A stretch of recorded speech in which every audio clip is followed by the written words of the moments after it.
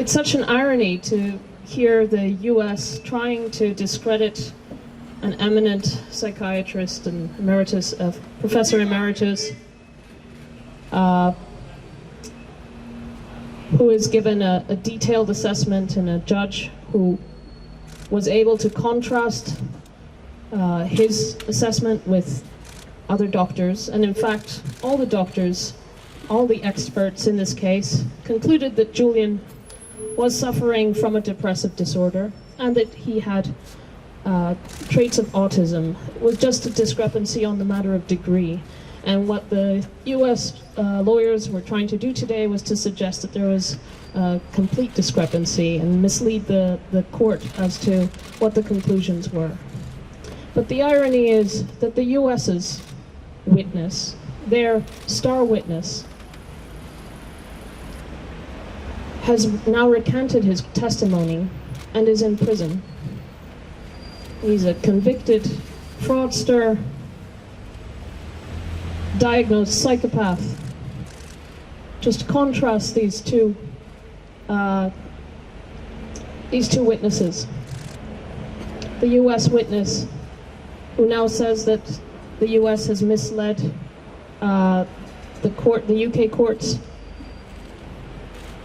so much so that the judges, the district court judge's decision contains multiple assertions that have now been recanted.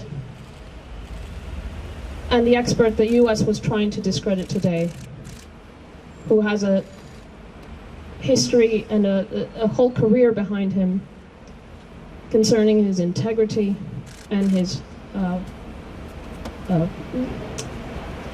emeritus position in the psychiatric field. Tomorrow is what this case is really about. We're going to hit back at all the misleading claims that have been put to the court today.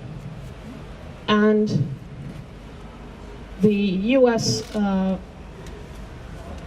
conspiracy to murder Julian will be discussed in court tomorrow.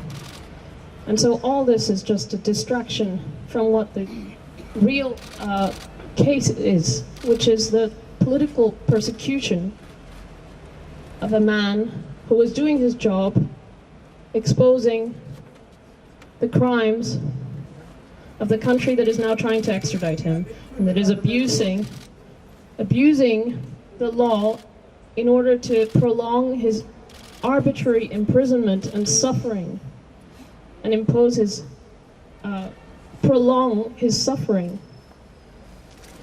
indefinitely. And this has to stop. Someone has to stop this.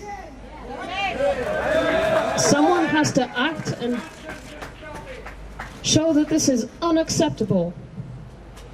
This cannot go on, because they can continue to abuse the law endlessly until someone says enough is enough. This court has to say that the court should not be abused, so that foreign governments can take political prosecutions against journalists who publish things they don't like. So I hope everyone will come back tomorrow. Thank you. Stay strong, Stella.